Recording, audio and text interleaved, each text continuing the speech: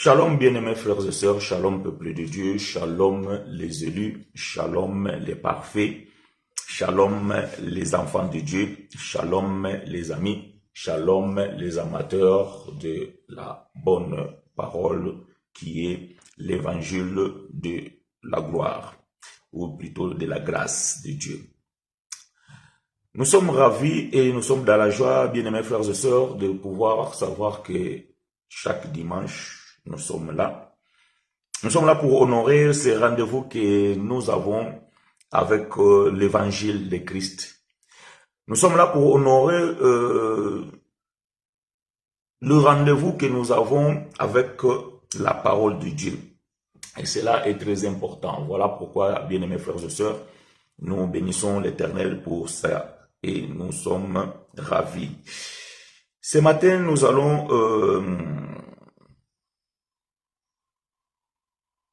allons parler de l'évangile. Le thème que nous allons partager ce matin s'intitule Un chrétien charnel.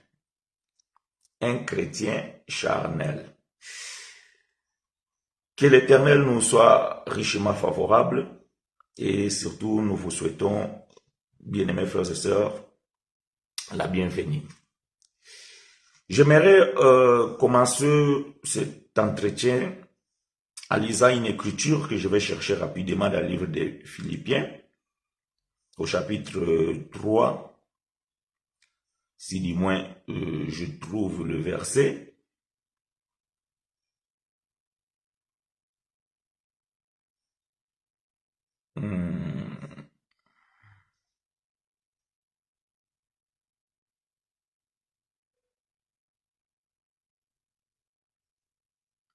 Voilà, Philippiens chapitre 3, verset 18.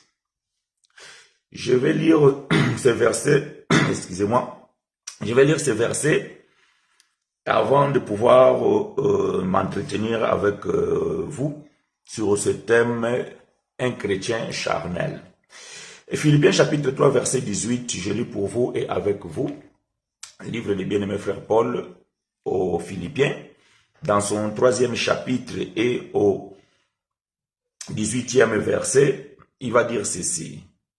Car il en est plusieurs qui marchent en ennemi de la croix de Christ. Je vous en ai souvent parlé et j'en parle maintenant encore en pleurant. Bien-aimés frères et sœurs,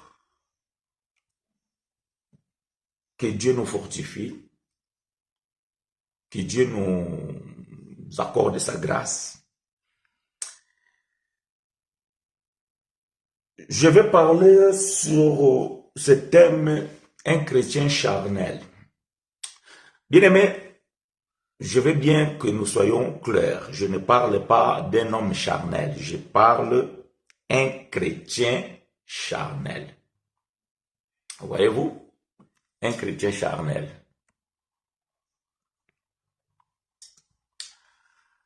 Il y a des hommes charnels et il y a aussi des chrétiens charnels. Un homme charnel, bien-aimé, c'est un homme qui ne connaît pas Dieu. C'est un homme qui n'a pas la foi en Jésus-Christ. Un homme charnel, c'est un homme qui ne s'intéresse pas aux choses de Dieu. Et il n'a pas l'esprit de Dieu en lui. Et celui-là, c'est un homme charnel. Mais un chrétien charnel, bien-aimé, c'est celui qui a reçu l'évangile. C'est celui qui a la foi en Jésus-Christ. Mais il marche selon sa propre chair. En fait, c'est celui dont a fait des expériences avec le Seigneur. Mais il ne se laisse pas conduire par l'esprit. Il est dominé par sa chair. Et celui-là, bien-aimé, c'est un chrétien charnel. Je dis ces choses, bien-aimé, avec beaucoup d'amertume dans mon cœur. Je dis ces choses avec beaucoup de tristesse dans mon cœur. Pourquoi? Parce que nous sommes entourés de bien-aimés qui témoignent être chrétiens, qui témoignent être des enfants de Dieu, mais que nous ne voyons pas les fruits d'un enfant de Dieu. Nous ne voyons pas les fruits d'un chrétien. Or, un chrétien bien-aimé, c'est celui qui a l'esprit de Christ en lui. Voilà pourquoi, bien-aimé, j'aimerais ouvrir une petite parenthèse, sans pourtant aller dans la profondeur, de dire qu'il y a une différence entre un chrétien et un croyant. Ok? Si Dieu le veut, un jour, nous allons venir approfondir ces choses pour pouvoir bien expliquer cela. Il y a une différence entre un chrétien et un croyant. Voyez-vous, un bouddhiste, c'est un croyant. Un musulman, c'est un croyant. Un franc-maçon, c'est un croyant. Donc, celui qui a une croyance en quelque chose, c'est un croyant. Il croit en quoi? Il croit à un Dieu. Ça peut être un Dieu idole. C'est quelqu'un qui croit, il croit à un message donné à un gourou. Donc, c'est un croyant. Mais un chrétien, bien-aimé, il est croyant aussi, bien sûr, parce qu'il croit en Dieu et surtout au message de Christ. Mais un chrétien, c'est celui qui a l'esprit de Christ en lui. Voyez-vous? Celui qui a l'esprit de Christ en lui, c'est lui qu'on appelle un chrétien. Or, si c'est lui qu'on appelle un chrétien, c'est celui qui a l'esprit de Christ en lui, alors il doit marcher selon l'esprit qu'il a reçu ou selon l'esprit qui habite en lui. Ça, c'est un chrétien. Voyez-vous? À la différence d'un croyant, comme je viens de dire. Donc, nous comprenons bien aimé que avoir une vie chrétienne a des exigences. Avoir une vie chrétienne, donc, c'est une vie différente.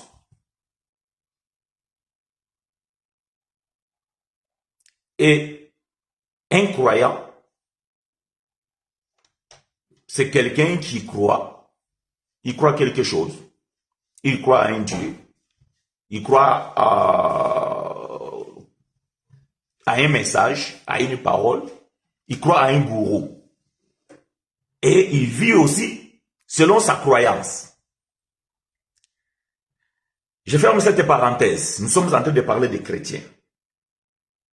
Beaucoup parmi nos bien-aimés, ils se nomment chrétiens parce qu'ils font partie d'une dénomination. Ils ont cru à un certain message. Ils se sont fait baptiser pour adhérer à cette communauté ou bien à cette dénomination. Peut-être il a une carte de membre de cette communauté. Mais comme cette communauté ou bien cette assemblée là ou bien cette dénomination, il parle de Dieu, le Tout-Puissant, le Créateur, il parle de Jésus, alors les gens ils se considèrent être chrétiens. Non, bien-aimé, être chrétien, ce n'est pas ça. Ce n'est pas être baptisé au nom de Jésus-Christ ou bien baptisé au nom du Père, du Fils et du Seigneur Jésus, plutôt au nom du Père, du Fils et du Saint-Esprit. Ce n'est pas accepter Jésus comme on le fait croire que tu viens dans une assemblée, on te dit, oh, celui qui veut recevoir Jésus, il se lève et tu vas faire une récitation, tu vas répéter les paroles que le pasteur va dire. Ce n'est pas ça, être chrétien. Un chrétien bien-aimé, c'est celui qui a l'esprit de Christ et il marche selon Christ, selon l'esprit qui habite en lui. Ah, voilà pourquoi, bien-aimé, Frère Paul il va dire que puisque je suis en Christ, ce n'est plus moi qui vis, mais c'est Christ qui vit en moi. Ah, donc si c'est Christ qui vit en toi, veut dire que ton être ne dépend plus de toi. ton être ne fait plus ce que toi tu veux faire. Est-ce que quelqu'un me comprend? Que l'Éternel nous soit favorable. Tu ne fais pas ce que tu veux faire. Voilà pourquoi Paul va dire que le bien que je vais faire, je n'arrive pas à faire, mais le mal que je ne vais pas faire, c'est ce que je fais. Et Paul dit que je me retrouve que en moi, il y a une puissance. Donc il y a une loi qui m'assujettit. Donc Paul comprend que à ce moment-là, bien que Paul parle ça au 3e degré, ok? Donc il se passe la vie de Paul, mais Paul parle comme si c'était quelqu'un d'autre en utilisant sa propre personnalité.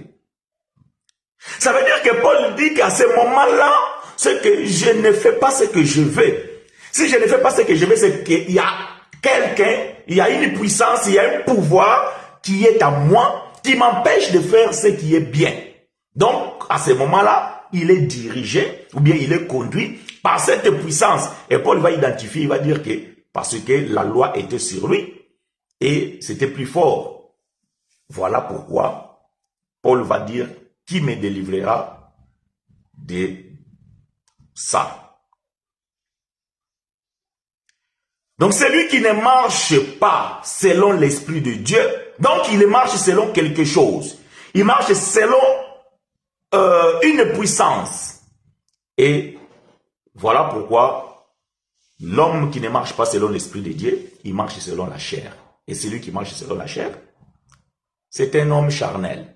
Mais si la personne dit qu'il a reçu Jésus, si la personne il croit, il dit que j'ai la foi, mais il marche selon sa propre chair, celui-là, nous l'appelons un chrétien charnel. Shalom, bien-aimés frères et sœurs, que l'Éternel nous soit richement favorable. Alors, nous allons nous entretenir dans les Écritures.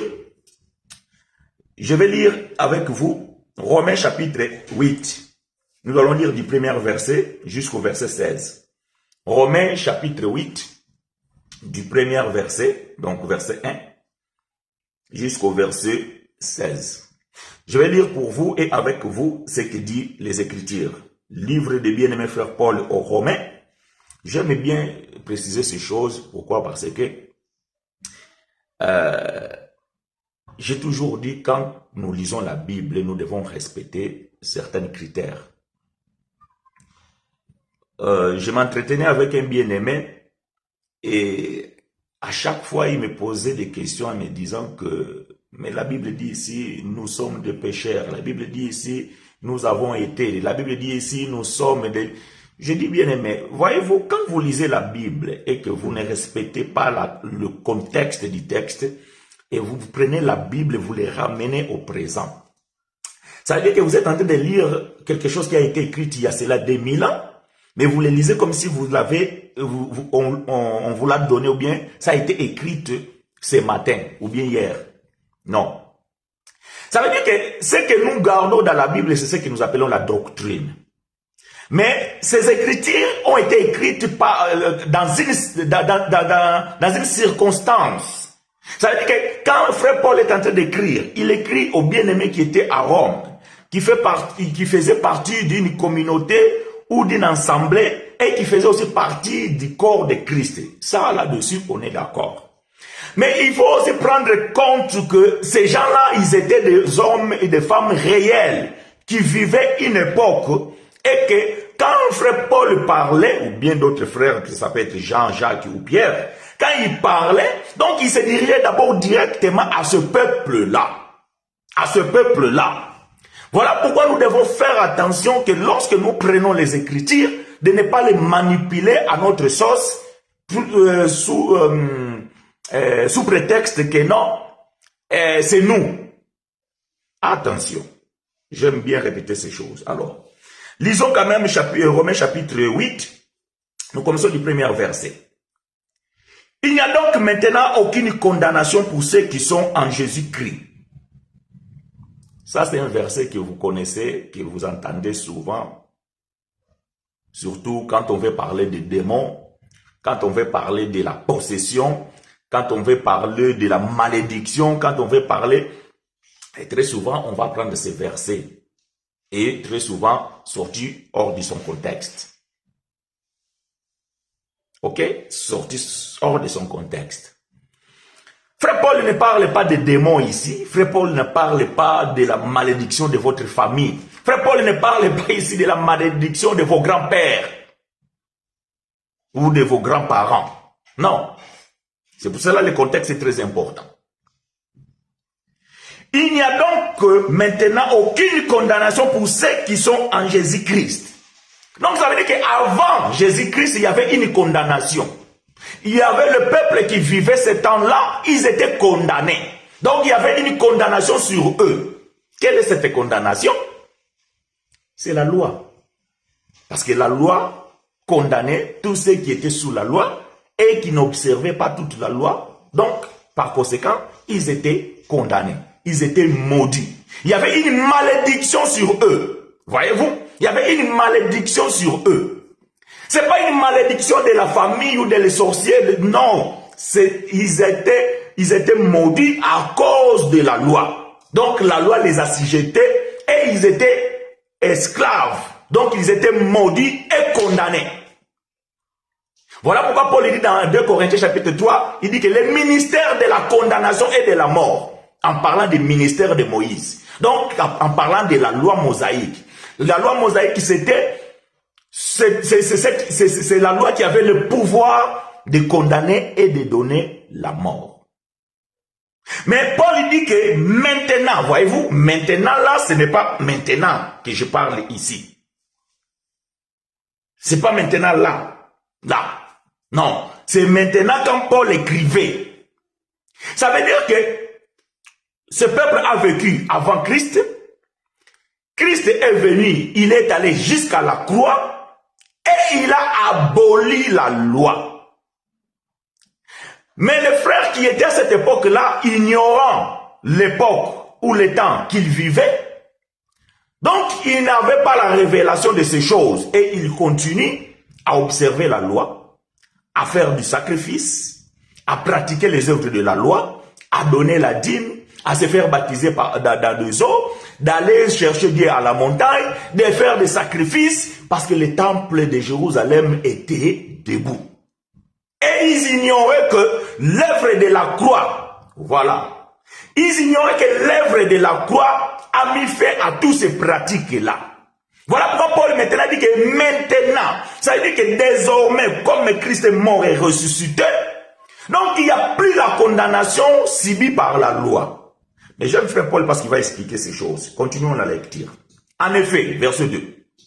En effet, la loi de l'esprit de vie en Jésus-Christ m'a affranchi de la loi du péché et de la mort. Voyez-vous? Donc Paul explique de quelle condamnation il parle ici. Donc, en effet, la loi de l'esprit de vie en Jésus-Christ, ça c'est ce que nous appelons la loi de Christ, c'est-à-dire que l'amour m'a affranchi de la loi du péché et de la mort. Donc quand Paul dit ici, il m'a franchi, donc parce que Paul aussi est né sous la loi. Voyez-vous? Paul aussi est né sous la loi. J'aime bien faire comprendre ces choses, parce que quand nous prêchons et nous disons aux gens que que Christ ne nous a pas rachetés, nous, les gens ils ne comprennent pas. Mais la Bible dit que Christ nous a rachetés de la malédiction de la loi. Et comment toi qui es né après que la loi soit déjà abolie, tu peux encore être racheté de quoi? Voyez-vous? C'est tout simplement parce qu'on actualise la Bible et on ne prend pas compte de ces choses. Et quand nous faisons comme ça, bien aimé, donc nous bafouons ou bien nous ignorons ou bien nous méprisons l'œuvre de la croix. Comme si que Christ n'a rien fait et quand toi tu es venu au monde, donc tu étais encore condamné de la loi et maintenant c'est par le baptême.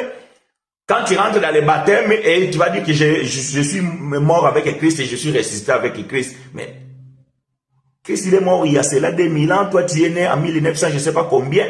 Tu dis que tu es encore mort avec Christ. Donc c'est que dans l'ignorance, vous ne comprenez pas ce que vous dites.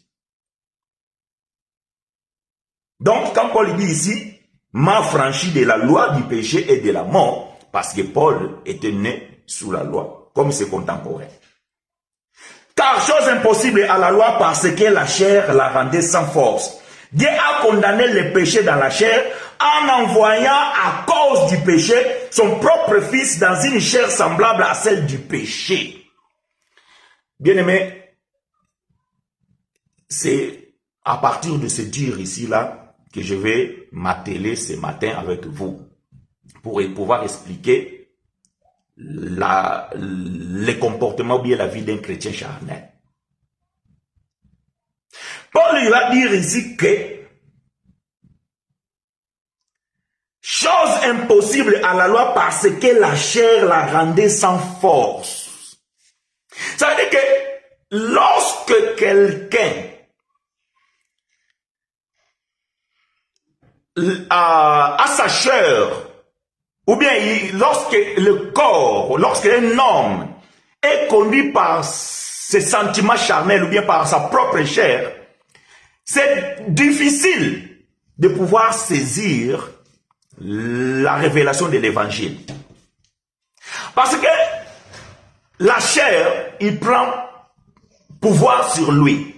Et Paul dit ici, que c'est pour ça que j'ai bien dit que Paul parle à eux qui ont vécu le temps de la loi. Paul va dire que cette liberté que donne la loi de l'esprit en Christ, avant que Christ vienne, la chair privée de cette liberté parce que la chair ne pouvait pas obéir à la loi mosaïque ou bien à la loi de Dieu. Donc, voyez-vous, la chair empêchait les hommes de pouvoir observer ou obéir la loi que Dieu avait donnée à Moïse. Et vous allez comprendre que même aussi nous dans la grâce, lorsque la chair prend possession de ta vie, c'est très difficile de pouvoir obéir la loi de Christ. Très important. Verset 4. Et c'est là enfin que la justice de la loi fut accomplie en nous qui marchons non selon la chair, mais selon l'esprit. C'est en effet, ceux en effet qui vivent selon la chair s'affectionnent aux choses de la chair, tandis que ceux qui vivent selon l'esprit, ceux qui vivent selon, j'ai perdu la ligne, verset, je vais répéter le verset, verset 6, non c'est 5, ceux en effet qui vivent selon la chair s'affectionnent aux choses de la chair, tandis que ceux qui vivent selon l'esprit s'affectionnent aux choses de l'esprit. Et l'affection de la chair, c'est la mort, tandis que l'affection de l'esprit, c'est la vie et la paix. Ceux qui s'affectionnent, ceux qui vivent selon la chair, voyez-vous, ceux qui entretiennent les œuvres de la chair, donc ils vivent selon la chair. Mais ceux qui affectionnent, ceux qui font la profession de pouvoir obéir à l'esprit, ils vivent selon l'esprit. C'est ici là où nous vivons, ou plutôt nous voyons la différence entre un chrétien charnel et un chrétien spirituel. Frère Paul ici ne parle pas aux gens de dehors, il ne parle pas au monde, il parle à l'église, au peuple qui était dans l'assemblée de Rome, donc qui étaient des chrétiens. Mais parmi ces chrétiens-là, il y en avait ceux-là qui marchaient selon la chair et il y avait ceux-là qui marchaient selon l'esprit. Maintenant, Paul est en train d'expliquer ou bien de marteler que celui qui vit selon les désirs charnels, celui qui s'affectionne à ces choses-là, donc ils vivent charnellement, bien qu'ils s'appellent chrétiens. Et vous allez voir qu'il y a une grande majorité aujourd'hui dans les assemblées, une grande majorité, donc je pèse mes mots, une grande majorité dans les assemblées dites chrétiennes sont des chrétiens charnels. sont des chrétiens charnels. Voyez-vous? Chaque dimanche, ils sont dans l'assemblée. Chaque dimanche, ils chantent. Chaque dimanche, mais leur vie, vous allez voir que c'est des gens qui vivent charnellement. C'est des gens qui vivent charnellement.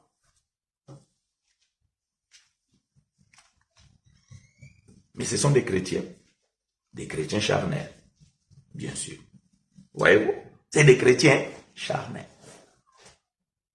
Mais un enfant de Dieu, pourquoi je parle comme ça? C'est parce que dans les assemblées, il y a beaucoup qui sont appelés chrétiens, mais ce sont des fils de perdition. Ils ne sont pas des enfants de Dieu. Voyez-vous? Ce n'est pas le fait d'être dans une assemblée que cela fait de toi un enfant de Dieu. Non. Vous savez, Judas aussi était appelé disciple de Jésus. Judas, il était aussi appelé apôtre de Jésus. Ah oui, Matthieu chapitre 10, lisez à partir du verset 2. La Bible dit, voici les 12 que l'Éternel avait envoyés et il les a appelés apôtres. On cite aussi le nom de Judas, l'Iscariote. Il était aussi apôtre de Jésus. Mais Judas n'a jamais été enfant de Dieu. Voyez-vous? Il était disciple, il était apôtre. Mais comment un disciple de Jésus ne peut pas être enfant de Dieu? Ah! Voyez-vous? Donc, ce n'est pas le fait d'être appelé chrétien que tu es automatiquement enfant de Dieu. Non. Il y a beaucoup qui sont appelés des chrétiens, mais ils ne sont pas des enfants de Dieu.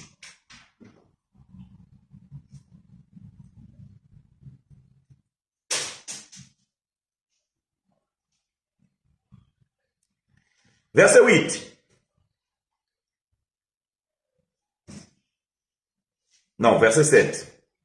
Car l'affection de la chair est inimitié contre Dieu, parce qu'elle ne se soumet pas à la loi de Dieu et qu'elle ne le peut même pas.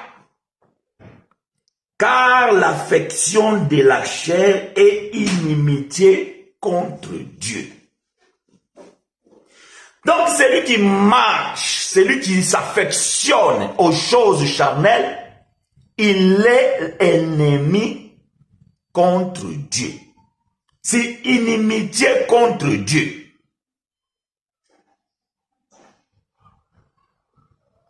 Quand vous êtes ennemi avec quelqu'un, ça veut dire que entre vous, le courant ne passe pas. Ça veut dire qu'entre vous, il n'y a pas de relation. Ça veut dire que votre relation est brisée. Votre relation est devenue conflictuelle. Parce que vous êtes des ennemis. Comment maintenant tu peux dire être enfant de Dieu si tu es en conflit avec lui? Puisque ta façon de marcher, ta conduite, fait de toi un ennemi de Dieu.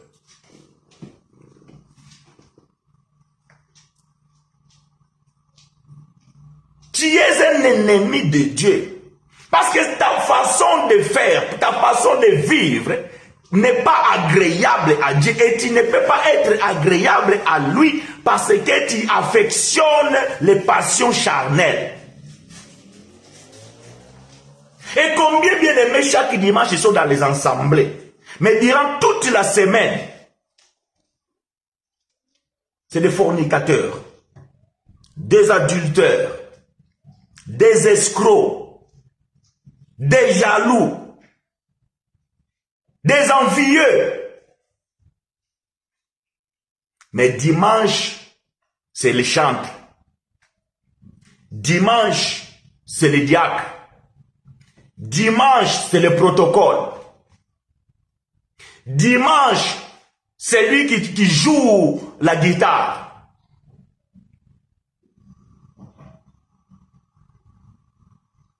Et ils vont venir à l'église, ils vont chanter l'amour de Dieu. Mais tu es un ennemi de Dieu, tu viens chanter l'amour de Dieu. De quel amour?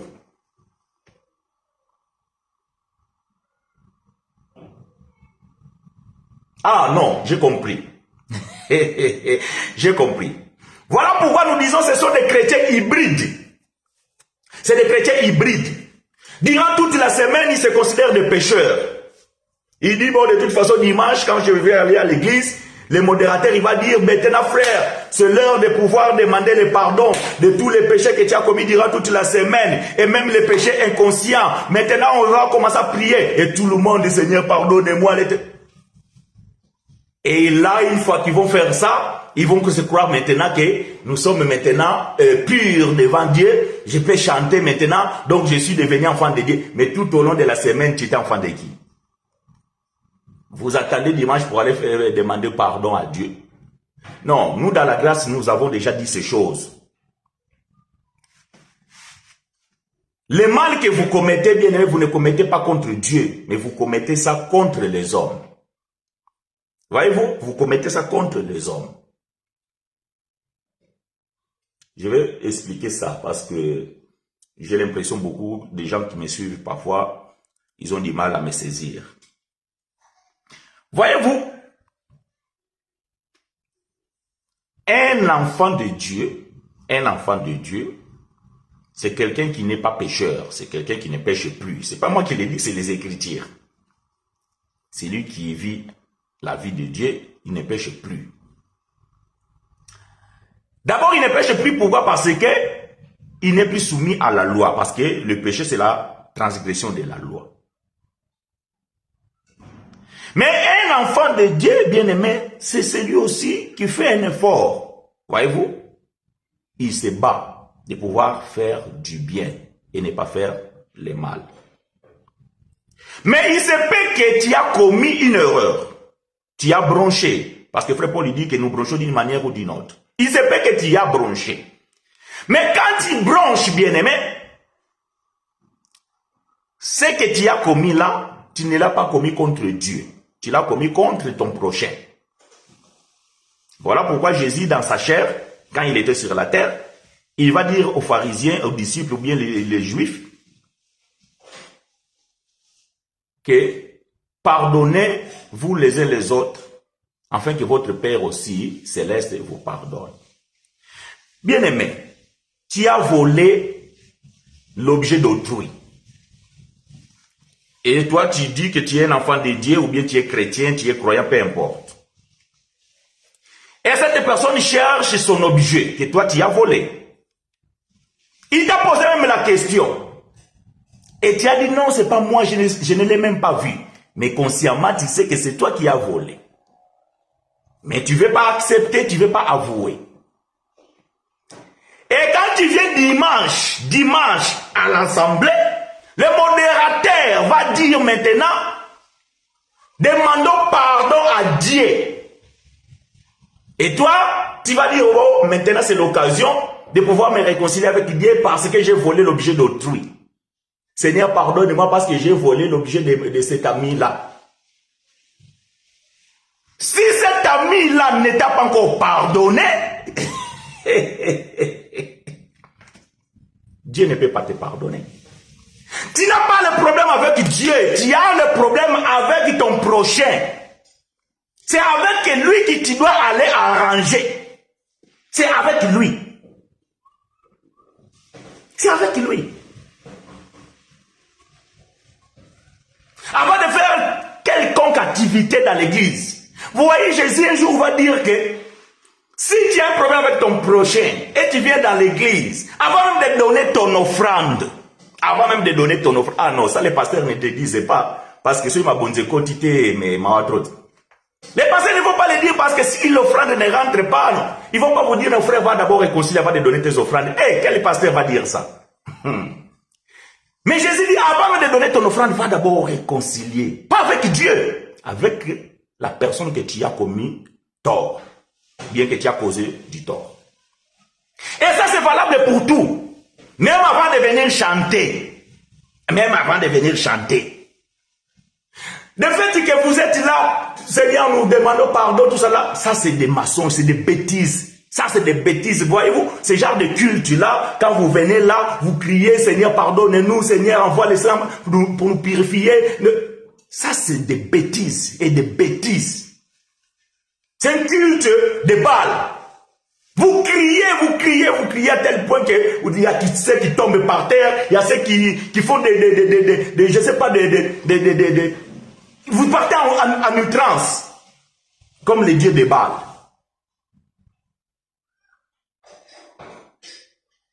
Et vous êtes dans une émotion que vous appelez onction. Non, c'est une émotion. C'est pas le fait que tu as fait ta figure comme quelqu'un qui est triste, que l'arme coule et tu penses que ça c'est l'onction. Non, ça c'est émotion. C'est pas onction, c'est émotion. Vous êtes des émotionnés. Et vous pensez après quand vous allez sortir dans ce culte-là et tu as cru que ton problème avec ces prochains-là c'est résolu parce que Dieu t'a pardonné. Dieu ne t'a pas pardonné. Dieu ne t'a pas pardonné parce que tu as le problème avec l'autrui. C'est lui qui t'a demandé si c'est toi qui as pris son objet. Bien-aimé, tu viens à l'assemblée dimanche. Tu as trahi ta femme. Tu as commis l'adultère. Ah, quand je dis ça, là, ça c'est dur d'accepter. Mais c'est comme ça. Tu as trahi ta femme. Tu as commis l'adultère.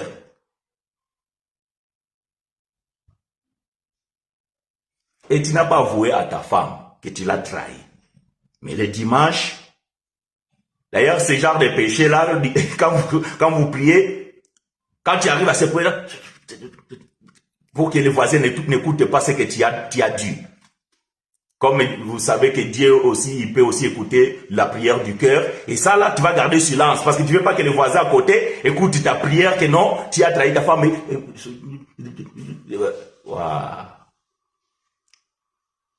Et vous êtes persuadé, voyez-vous, vous êtes persuadé que Dieu t'a pardonné et t'y a rangé. Non, tu vis à l'ennemi de la croix. Bien-aimé, tu vis à l'ennemi de la croix, tu es en dehors du royaume de Dieu parce que tu ne vis pas en paix. Tu es même mal à l'aise à la maison. Tu es mal à l'aise à la maison parce que tu dis si ma femme découvre ça, oh. Mais toi tu as demandé pardon à Dieu, donc ça veut dire que c'est fini. Pourquoi tu es mal à l'aise? Ah, c'est parce que tu te reproches encore des choses. Donc, tu vois que ton problème c'est pas avec Dieu, ton problème avec l'autrui. Parce que si tu dis à l'autrui la vérité, c'est à lui maintenant de te excuser ou pas. C'est alors que tu auras la paix dans ton cœur et tu subis les conséquences. Parce que vous devez savoir que tout ce que nous faisons sur la terre, donc les conséquences restent. Si la femme va demander divorce ou la séparation, eh bien c'est les conséquences de tes actes. Mais au moins tu as dit la vérité et tu sais qu'elle le sait et tu vis en paix, entre guillemets. Parce que le royaume de Dieu, selon frère Paul, dans Romains chapitre 14, verset 17 ou bien 17-14, il dit que ça ne consiste pas à manger ou boire, mais le royaume de Dieu, c'est vivre en paix, dans la joie et dans la justice. Maintenant, est-ce que toi tu es juste? Tu as trompé ta femme, tu n'es pas juste. Est-ce que tu es en paix? Tu n'es pas en paix parce que tu crains que les jours qui vont découvrir ça, ça va être catastrophique. Est-ce que tu es dans la joie? Tu n'es pas dans la joie parce que ton cœur est mal à l'aise. Donc, tu ne vis pas le royaume. Mais, bien aimé, si tu ne vis pas le royaume, comment peux-tu dire que tu es un chrétien? Parce qu'un chrétien, c'est celui qui vit d'abord le royaume ici sur la terre avant de vivre le royaume céleste. Avant de vivre le royaume céleste, il faut d'abord que tu vis le royaume ici. Parce que ta chair là, n'ira jamais au ciel. Ta chair n'ira jamais au ciel. Maintenant, comment tu peux vivre le royaume de Dieu sur la terre tout en vivant dehors du royaume?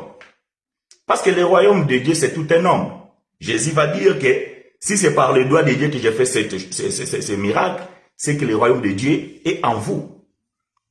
Donc, avoir Jésus en toi, c'est avoir le royaume de Dieu. Mais ce royaume, tu dois le vivre sur la terre parce que ta chair ne connaîtra jamais le ciel. Ta chair ne connaîtra jamais le ciel. Maintenant, comment nous pouvons dire que toi, tu es un enfant de Dieu, mais si tu vis une vie de patachon, tu es un chrétien charnel. Tu es un chrétien charnel. Merci ma sœur Fanny. Romains 14 et 17. Tu es un chrétien charnel. Et tu ne vis pas le royaume de Dieu. Parce que le royaume de Dieu, c'est la paix. C'est la joie. C'est la justice. Bien aimé, détrompez-vous. Détrompez-vous. Je vais ouvrir une parenthèse. Si Dieu le veut, bon, Krishna, toi aussi, tu ouvres beaucoup de parenthèses. Si Dieu le veut, mais tu ne reviens pas. Si Dieu le veut, je reviendrai un jour en large et en longueur. Je vais ouvrir une parenthèse. Voyez-vous, quand on parle de la sanctification, bon, je vais utiliser une métaphore qui ne se trouve pas dans la Bible. J'ai bien dit une métaphore. Donc, la métaphore, c'est l'art de prendre un exemple pour pouvoir expliquer une chose. C'est ce qu'on appelle une métaphore. Je vais faire une métaphore. La sanctification, nous pouvons le voir dans deux rangs, ou bien dans deux façons. Il y a la sanctification verticale et il y a la sanctification horizontale. Voyez-vous? La sanctification verticale, ça, c'est l'homme et Dieu. Donc Dieu te considère saint. Pas parce que toi, tu as fait de bonnes choses. Non. Dieu te considère saint parce que son fils est venu et il est allé jusqu'à la croix mourir. Par conséquent, il a sanctifié tous les élus. Mais cette sanctification, c'est au niveau de ton esprit. Parce qu'en réalité, en toi, c'est l'esprit.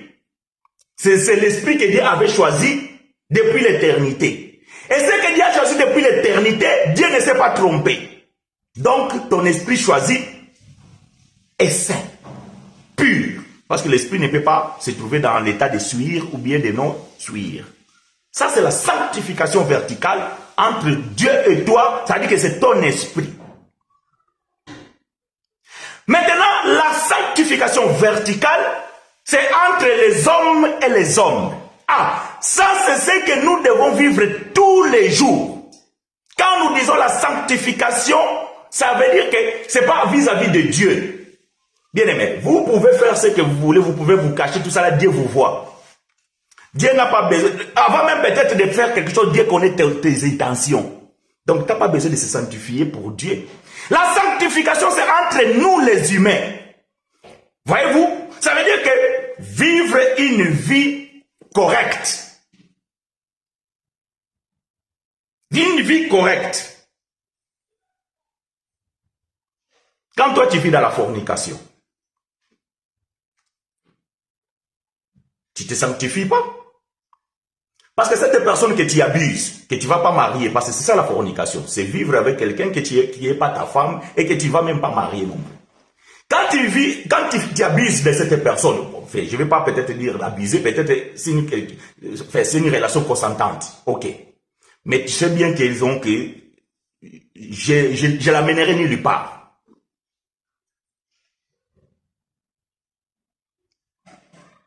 Donc, c'est quelque chose que tu fais mal à quelqu'un, pas avec Dieu, pas à Dieu, avec quelqu'un. Parce que tu sais bien dans ton cœur que tu ne les porteras pas. Mais tu tes plaisirs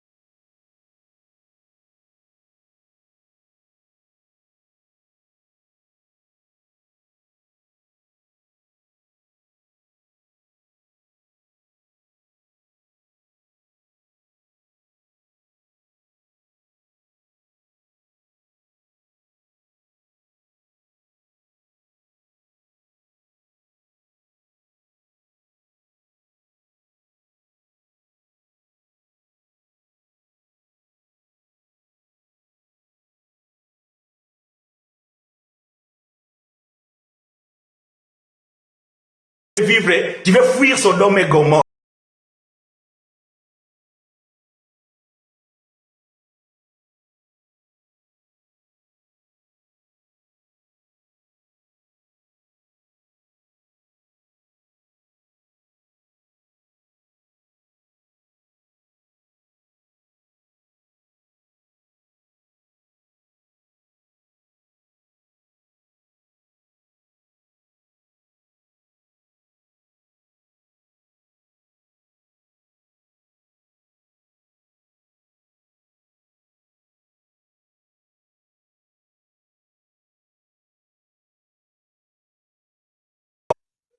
Mais comme tu aimes bien les désirs charnels, tu ne supportes pas voir des filles mal habillées.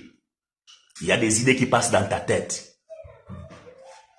Comme tu as des désirs charnels, tu ne veux pas voir quelqu'un qui roule avec une grosse bagnole.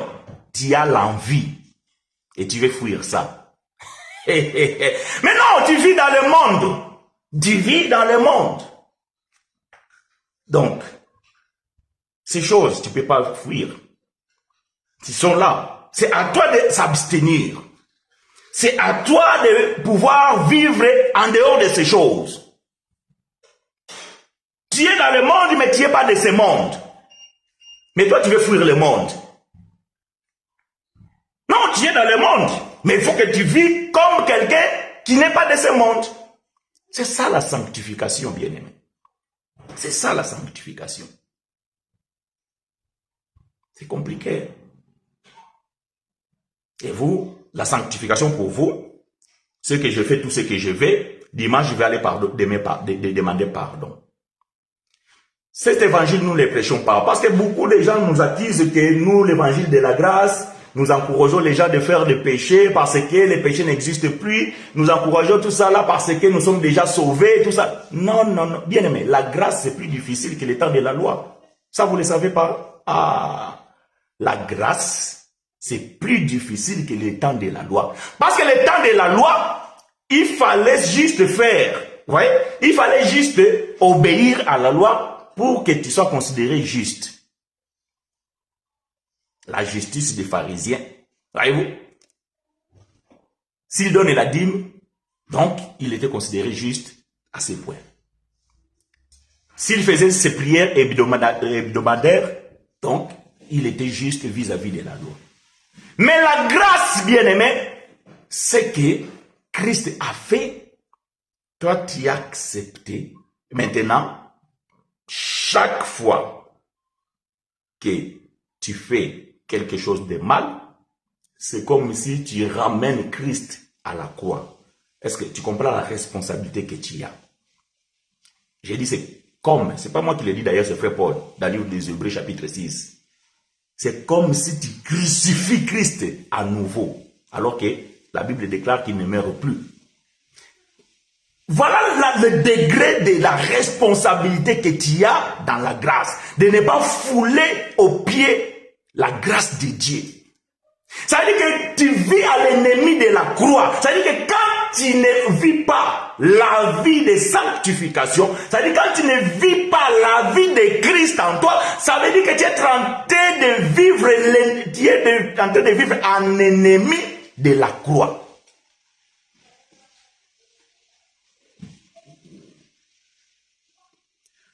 Ah, frère chinois, tu sais, c'est pas facile. Hein? La chair est faible. Hein? Ça, c'est une excuse. Hein? Des gens qui n'aiment pas vivre la sanctification. La chair est faible. Paul dit, Jésus aussi, il avait la chair comme nous. Il a aussi tenté comme nous. Mais il n'a pas cédé. Ah, si tu vis comme Christ, parce qu'être chrétien, c'est être comme Christ. Donc, si tu vis comme Christ, tu dois aussi faire l'effort de ne pas céder, de vivre comme Christ, de résister à toutes ces choses. Parce que lui aussi, il avait porté le corps comme nous. C'est ça être chrétien.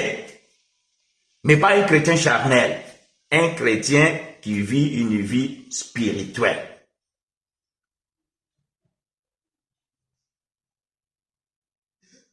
C'est de pouvoir résister à toutes sortes de tentations. Je reconnais, humainement, parfois, c'est pas si simple. Mais on doit faire un effort. On doit faire un effort. Voilà pourquoi nous devons vivre en harmonie avec Dieu et ne pas être des ennemis de Dieu. Voyez-vous bien aimé? Quand tu ne vis, j'aurais pas le temps de pouvoir lire tout ce que nous sommes en train de lire de Romains chapitre 8, mais vous pouvez continuer à lire la lecture. Cela va vous faire du bien aussi de pouvoir lire la Bible. Mais j'aimerais dire qu'un chrétien charnel, c'est quelqu'un qui a un cœur rempli de méchanceté. Un chrétien charnel, c'est celui qui a un cœur rempli de bêtises. Un chrétien charnel, c'est celui qui n'a pas un cœur circoncis. Voyez-vous?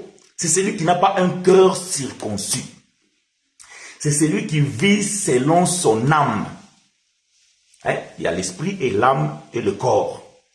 Hein? L'homme est tripartite, où il a 3 dimensions. Il y a la dimension de l'âme, la dimension de l'esprit et la dimension du corps. Maintenant, le corps, c'est un wagon. Voyez-vous? C'est un récipient. Le corps, il n'est mauvais ni bon. Hein? Suivez-moi bien.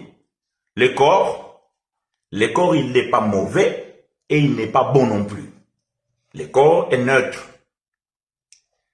C'est ce que vous mettez dans ce corps-là qui va donner le sens du corps. J'ai un verre d'eau. Non, c'est pas que le verre est fait de l'eau, non. J'ai un verre d'eau parce qu'il y a l'eau dedans. Si je mets du lait dedans, je vais dire que j'ai un verre du lait. Si je mets du vin dedans, je vais dire que j'ai un verre du vin. Donc le verre est toujours vert, mais le contenu que je mets dedans, ça change la nature du verre. Donc je peux l'appeler verre d'eau, puisque j'ai mis de l'eau. Si je mets de l'huile dedans, je vais appeler verre d'huile, parce que j'ai mis de l'huile. Voyez-vous? Donc le verre là, c'est le corps. Maintenant, ce corps-là, il est spirituel quand c'est l'esprit qui domine, et il est charnel quand c'est ton âme qui domine. Parce que l'âme, c'est le centre de tous les désirs. Donc quand tu penses, ça provient de ton âme. Quand tu es en train de réfléchir à faire quelque chose, tout ça là, tous les désirs, les sentiments, les sensations, tout ça là, ça vient de ton âme. Et donc, cette âme-là, s'il prend le dessus de ton corps, donc ton corps vivra selon les désirs charnels. Mais si l'esprit, il prend le dessus, donc ton corps vivra selon l'esprit. Ah, voilà pourquoi, bien-aimé frère Paul, il va dire que la chair a des désirs contraires à celles de l'esprit et les deux sont en combat perpétuel. Mais marcher selon l'esprit, en fait de ne pas être assujetti au désir charnel. La chair a des œuvres contraires à celles de l'esprit et frère Paul va commencer à dire quelles sont ces œuvres. Vous les connaissez. Galates chapitre 15, Galates chapitre 5, si vous lisez à partir du verset 17 en descendant. L'idolâtrie, l'ivrognerie, la prostitution, et ceci, c'est là. Et tout ça là, voyez-vous, c'est des choses qui viennent de vos cœurs. Bonjour et shalom mon frère bien-aimé, j'aimerais avoir des éclaircissements sur la circoncision selon les enseignements de l'apôtre Paul et comment reconnaître un vrai chrétien circoncis du cœur.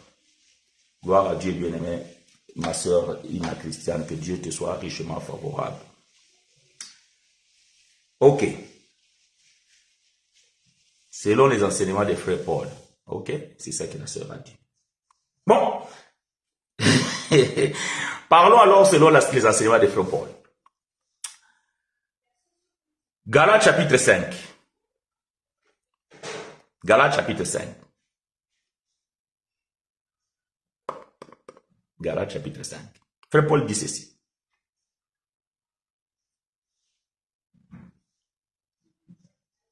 À partir du verset 17. Car la chair a des désirs contraires à ceux de l'esprit, et l'esprit en a des contraires à ceux de la chair.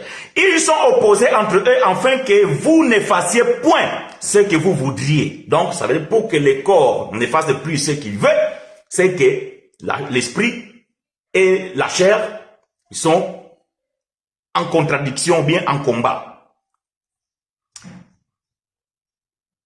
Si vous êtes conduit par l'esprit, vous n'êtes point sous la loi, parce que la loi étire sa puissance par la chair. Ok? C'est ce qu'on a lu dans Romains 8, ou vous pouvez le trouver aussi dans Romains 7. Or, les œuvres de la chair sont manifestes. Ce sont l'impudicité, l'impurité, la dissolution, l'idolâtrie, la magie, les inimitiés, les querelles, les jalousies, les animosités, les disputes, les divisions, les sectes, l'envie, l'ivrognerie, les excès de table et les choses semblables. Et je vous dis, toutes ces choses que Paul dit ici et les choses semblables, ça, ce sont des choses qui sont affectionnées par la chair. Ok? Par la chair. Mais écoutez ce que Jésus va dire. Nous sommes dans le livre de Marc. Je suis en train de répondre à la question de la sœur. Nous sommes dans le livre de Marc, au chapitre 7. Marc, chapitre 7, nous allons lire à partir du verset 20. Marc, chapitre 7. Jésus va dire ceci. Il dit encore, ceux qui sont de l'homme, ceux qui sortent de l'homme, c'est ceux qui suivent l'homme. Verset 21. Car c'est du dedans, c'est du cœur des hommes, c'est du cœur. Parce que la sœur a posé la question selon l'enseignement de frère Paul, la circoncision du cœur. Je suis en train de répondre. C'est du cœur des hommes que sortent les mauvaises pensées, les adultères, les impudicités. Donc, ce que frère Paul vient de citer dans le livre des Galates, il a puisé ça chez les frères Jésus. Les adultères, les impudicités, le meurtre, les vols, les cupidités, les méchancetés, la fraude, les dérèglements, les regards envieux, la calomnie, l'orgueil, la folie, toutes ces choses mauvaises sortent du dedans et souillent l'homme. Donc, ce que frère Paul a dit dans le livre des Galates, il a tout simplement puisé ça, ce que frère Jésus avait déjà dit, que toutes ces choses-là, c'est dans le cœur. Maintenant, Paul va dire que la circoncision, ce n'est plus la circoncision de la chair, ça veut dire que l'acte de couper les prépuces dans l'organe de l'homme masculin, Paul dit ce n'est plus ça, la circoncision. La circoncision aujourd'hui, c'est la circoncision du cœur. Oh, souvenez-vous, la circoncision se faisait avec les couteaux ou même des pierres.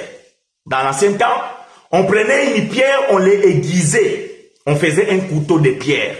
Vous voyez, aujourd'hui, même nous, dans notre temps, on voit maintenant des couteaux de céramique. Donc, les couteaux entièrement céramique, c'est pas de métal, mais ça coupe. Donc, ça veut dire on peut faire le couteau avec n'importe quel objet. Même avec un bois, vous pouvez faire bien l'aiguiser et ça devient couteau. La circoncision se faisait avec un couteau.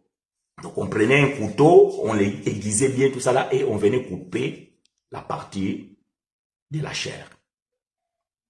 Mais Paul dit que cette circoncision-là, c'était circoncision charnelle. C'était pour la chair. Mais la véritable circoncision aujourd'hui, c'est la circoncision du cœur. Mais comment on fait la circoncision du cœur? On utilise aussi un couteau. On utilise aussi un couteau pour circoncire le cœur. Et attention, ne va pas chercher le couteau de ta cuisine, là où tu prends pour couper ta viande, et pour venir couper ton cœur ou bien le cœur de tes enfants, parce que tes enfants ce sont des rebelles, et tu dis je vais vous circoncire le cœur pour que vous soyez bons. Non. Quel est ce couteau ici que je suis en train de parler ici? Hébreux chapitre combien? Hébreux chapitre 4, je pense. Verset 12, si j'ai la bonne mémoire. Et attendez que je trouve. Exactement. Hébreux chapitre 4, verset 12, frère Paul dit ceci. Nous croyons que c'est Paul qui a écrit le livre de Hébreux. Frère Paul va dire ceci. Car la parole de Dieu est vivante et efficace. Plus tranchant qu'une épée quelconque à deux tranchants. Voyez-vous, un épée, c'est un couteau. Ça peut couper de ce côté, ça peut aussi couper de ce côté. Mais Paul dit que la parole de Dieu est plus tranchant que ce couteau. Donc, ça veut dire que la parole de Dieu, c'est un couteau. La parole de Dieu, c'est une épée. Voyez-vous? Donc, c'est pas la machette que tu as dans chez toi là, quand tu achètes tes moutons là, que tu viens de séquer chez toi avec la machette, c'est pas avec ça qu'on fait la circoncision du cœur. La circoncision du cœur se fait par la parole.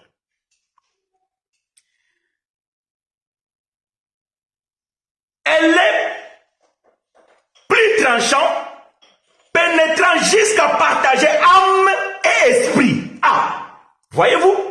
Jusqu'à partager âme et esprit. Mais âme et esprit se trouvent où? Dans le cœur. C'est dans le cœur de l'homme où se trouve l'âme et l'esprit. Mais Paul dit que la parole de Dieu, elle doit maintenant rentrer dans le cœur pour aller circoncire, donc couper. Pour faire quoi? C'est pas moi qui l'ai dit, c'est Paul. Partager âme et esprit, jointure et moelle. Elle juge les sentiments et les pensées du cœur. C'est par l'abondance du cœur que la bouche parle. Jésus dit, c'est dans le cœur de l'homme où viennent des mauvaises pensées et des mauvais désirs dont la Bible a énuméré. Donc, si tu reçois la parole de Dieu, elle rentre. Elle va séparer ton âme et ton esprit. Mais comme c'est la parole de Dieu est toujours accompagnée avec son esprit.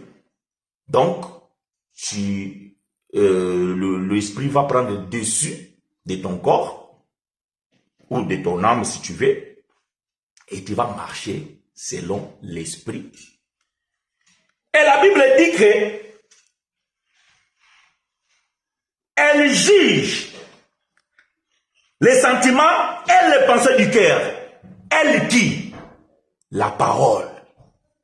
Dans la parole, elle juge les sentiments et les pensées du cœur. Ça veut dire que quand ton cœur, il y a un désir d'aller faire la prostitution, la parole juge. Il dit que non, ça c'est pas pour toi. Ça, ce n'est pas pour toi. Et tu obéis. Et tu t'abstiens. Quand tu veux voler, la parole te juge. Il dit, ces sentiments qui t'animent là, ça ne vient pas de moi. Moi, dans ma parole, je ne recommande pas ça. Alors, tu t'abstiens. Mais quand tu n'es pas circoncis, ça veut dire que tu n'as jamais reçu la parole. Écoutez-moi bien. Recevoir la parole, ce n'est pas aller tous les dimanches dans l'assemblée.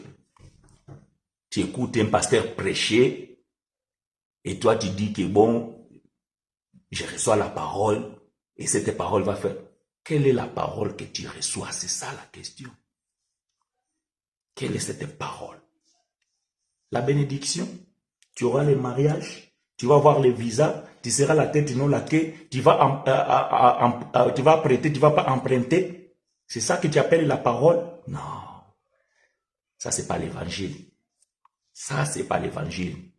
Ça, c'est ce discours d'un bon éducateur. Voyez-vous, aujourd'hui, on a beaucoup de professeurs d'éducation civique. Des gens qui prêchent bien.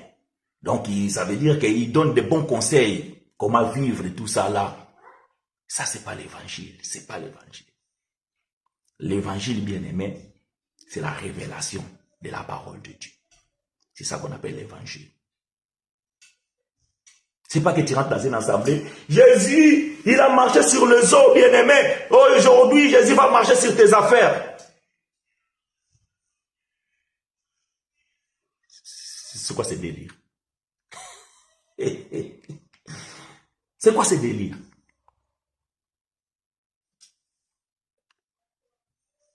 C'est quoi ce délire? Et tu dis que j'étais à l'église, entre guillemets, parce que l'église, c'est le corps de Christ. J'étais à l'église. Ah, le pasteur, il a prêché aujourd'hui. Waouh, c'était waouh. Il a prêché quoi? Il a parlé de quoi? Maintenant que le pasteur, il a prêché, alors pourquoi ta vie n'a pas changé? Pourquoi ta vie n'a pas changé? Parce que cette parole n'est pas efficace. Cette parole n'est pas efficace parce que ce n'est pas l'évangile. Bien-aimé, tu ne peux pas croiser l'évangile et rester la même personne. Non, je vais dire ça. Même toi qui me suis, tu suis frère chinois, tu suis frère Armando, tu suis frère je ne sais pas qui, tout ça là, des prédicateurs qui prêchent bien, ok. Mais depuis que tu suis ce bien-aimé là, quel est le changement qu'on a vu dans ta vie? Quel est le changement qu'on a vu dans ta vie?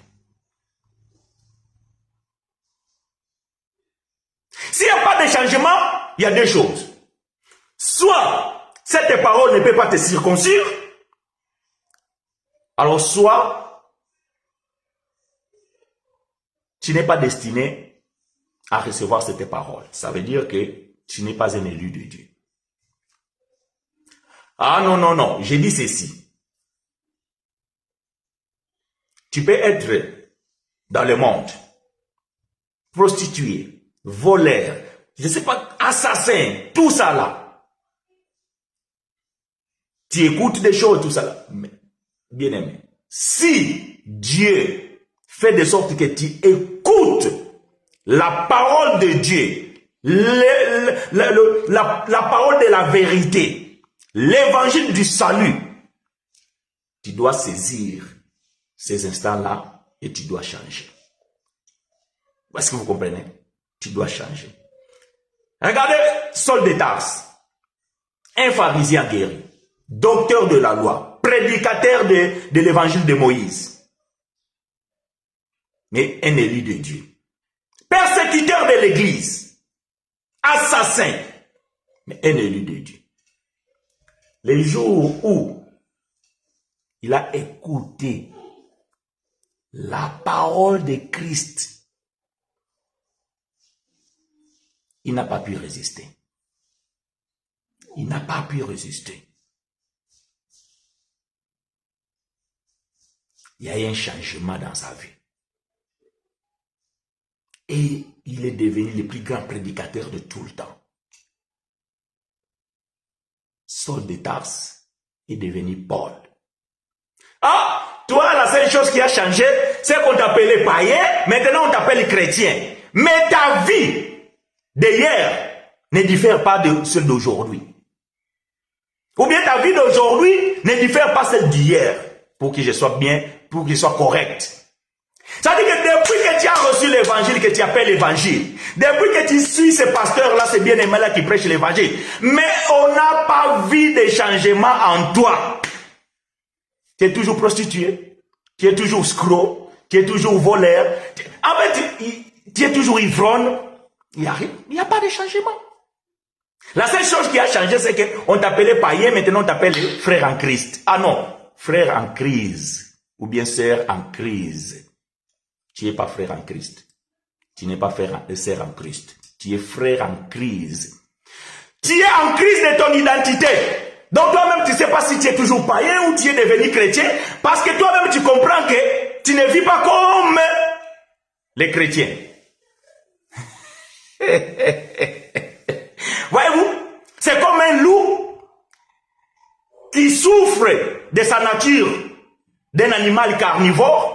Maintenant, il va prier Dieu parce qu'il veut vivre aussi comme les agneaux. Il dit que moi, je dois chasser, je dois me cacher parce qu'on me poursuit. Le loup, il se fait un examen dans sa tête et il dit que non, je vais changer. Je vais aussi devenir comme les agneaux. Manger l'herbe. L'herbe, il y en a partout. Je n'ai pas besoin d'aller chasser. Et Dieu va exaucer. Attention, je parle un adage. Loup, Dieu va exaucer la prière de loup. Il va arriver à prendre la peau de l'agneau, il va se revêtir, il a l'apparence d'un agneau. Et il va aussi aller avec les agneaux. Il va commencer à manger l'herbe. Mais frère, l'herbe là a du mal à passer. Parce qu'à l'intérieur, il est toujours loup. Mais à l'extérieur, il a la peau de l'agneau. Bon, il va faire l'effort. Il va brouter comme les autres. Après le soir, ils vont rentrer dans l'enclos. Frère, pendant la nuit, on a découvert l'identité des loups. Pourquoi? Parce que l'agneau, c'est un animal ruminant. Donc, le soir, tout ce qu'ils avaient mangé le jour ne va pas dans l'estomac. Ça va dans la panse. Maintenant, le soir, ils vont ramener cela. Ils vont commencer à mâcher. Maintenant, pour que ça aille à l'estomac. Et le loup regarde autour de lui. Tous les agneaux en train de mâcher. Il se dit, oh, c'est quoi encore ça? Il a compris que il a changé la peau, mais il n'a pas changé l'intérieur. Il n'a pas changé l'intérieur. Ah, nous comprenons que toi, tu as changé l'identité des païens aux chrétiens, mais tu ne pries pas, tu ne médites pas, tu ne pratiques pas la parole de Dieu. Nous découvrons que, en fait, tu es un loup déguisé. Tu es un loup déguisé. Et tu es dangereux. Nous devons être prudents vis-à-vis de toi. C'est pas moi qui le dis, c'est le Seigneur. Il dit, je vous envoie au milieu de loups. Soyez prudents comme les serpents et patients comme la colombe. Donc, tu es un dangereux. Tu es un dangereux. Donc, nous te voyons avec un œil suspect. Parce que ta nature n'a pas changé. C'est pas le fait que tu souffles chinois chaque dimanche et que si tu ne pratiques pas, tu vas dire, bon, moi je vais plus à l'église bâtiment là, donc il n'y a rien, tout ça là. Moi je suis... Oui, même quand tu suis sur Internet, oh, le pasteur ne te connaît pas là où tu habites, on ne te voit pas tout ta vie du jour au jour, mais Dieu te voit. Oui, moi je ne sais pas là où tu habites, ça c'est sûr, mais Dieu sait, et Dieu te voit. Si tu es un loup ou bien tu es un agneau, Dieu le sait, mais Dieu t'appelle d'être un agneau de Dieu. Pas un loup. Parce que, à force, tu vas dévorer les agneaux. Comprendre? Tu vas dévorer les agneaux. Ça veut dire que tu vas influencer l'entourage des bons chrétiens par tes mauvaises pratiques. Parce que tu es un dangereux. Donc, quelqu'un qui est circoncis du cœur, c'est celui qui a reçu la parole.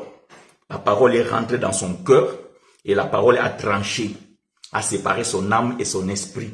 Et puisqu'il marche selon la parole de Dieu, donc il va marcher selon l'esprit. Et c'est celui-là qu'on appelle un chrétien spirituel. Mais celui qui ne reçoit pas cette parole, ou qui écoute cette parole, mais c'est une terre stérile. La semence ne pousse pas, donc il restera un chrétien charnel. On l'appelle chrétien parce qu'il a été baptisé dans une assemblée. On l'appelle chrétien parce qu'il fait partie du communauté chrétienne, mais il n'est pas un chrétien spirituel parce qu'il a sa vie de partageon. Un chrétien charnel. Bon, maintenant, c'est la responsabilité de chacun qui a écouté ces messages de s'examiner. Examine-toi, toi tout seul. Toi tout seul, frère. Moi, je ne sais pas où tu habites. Et pour certaines, je les connais. Je sais où ils habitent. Je ne te vois pas tous les jours. Il y a même certaines qui me suivent, et donc même pas la photo, je ne connais pas. Je ne sais pas. Mais là, n'a pas l'importance. Ce qui est plus important, c'est que est-ce que c'est tes paroles que tu as la volonté de suivre? Est-ce que c'est tes paroles que tu aimes bien écouter? Parce que j'ai compris qu'aujourd'hui, les gens sont soifés de révélations. Voyez-vous? Les gens sont soifés de la révélation. C'est pas mauvais. C'est pas mauvais. Mais la révélation, bien aimé, ne change pas très souvent la vie des hommes. C'est la doctrine. Parce que la doctrine, c'est l'acte de pratiquer la parole de Dieu. Il y a beaucoup qui ont beaucoup de révélations. Je te jure, frère, moi j'en ai discuté avec des bien-aimés. Quand ils te parlent de la révélation, bon, j'aime pas dire souvent nommer des choses, mais je vais dire, surtout les frères qui sont dans les assemblées des saints. Et ils maîtrisent la révélation, bien qu'il y ait des fausses révélations, mais ils maîtrisent la révélation. Mais bien aimé, quand je vois le comportement qu'ils ont, je dis c'est dommage. C'est dommage. C'est pas la révélation, bien aimé. C'est bien de connaître la révélation, c'est très important. Mais la vie chrétienne, c'est la vie des doctrines, c'est la doctrine. La saine doctrine, c'est la doctrine. Comment tu vis. C'est ça. C'est ce qui est très important. C'est-à-dire que c'est tes paroles que tu écoutes. Est-ce que ça porte un changement? Bien aimé, de t'expliquer que l'arche de l'Éternel, c'est Jésus. Voilà pourquoi la porte était sur le côté et sur la croix, Jésus l'a ouvert à côté. C'est pas mauvais, c'est bien. Mais est-ce que ça va te changer? Ah, tu as compris la révélation. Ah, à la croix, quand Jésus est en train de mourir, la Bible dit, ils l'ont ouvert les côtés, le sang est sorti. Ça, c'est la naissance de l'église. Ok, amen. C'est bien. Est-ce que ça a changé ta vie? La doctrine, c'est ce qui est très important. Tu aimes bien écouter la révélation. C'est pas mal, c'est pas mal. C'est pas mal, c'est bien. La révélation, c'est bien. Les prophéties, c'est bien. Mais la pratique de la parole de Dieu, ça veut dire que la doctrine, c'est ça que tu dois faire. C'est ce que tu dois faire. Mettre la parole en pratique. Mettre la parole en pratique. C'est alors que nous allons comprendre que tu es un chrétien spirituel. Donc pour l'instant, tu es encore un chrétien charnel. Oh non, bien-aimé, je ne parle pas pour vous. Je ne parle pas pour vous. Mais je dis que chacun s'examine. Chacun s'examine. Et qu'il fasse un point de pouvoir savoir où est-ce qu'il se situe. Ah, toi, ni chaud ni froid, tu es tiède. Tantôt. Non, ça, on va te vomir. Soit tu es chaud, soit tu es froid. Mais le milieu n'existe pas. Tantôt, non. Soit tu es chrétien, soit tu es chrétien.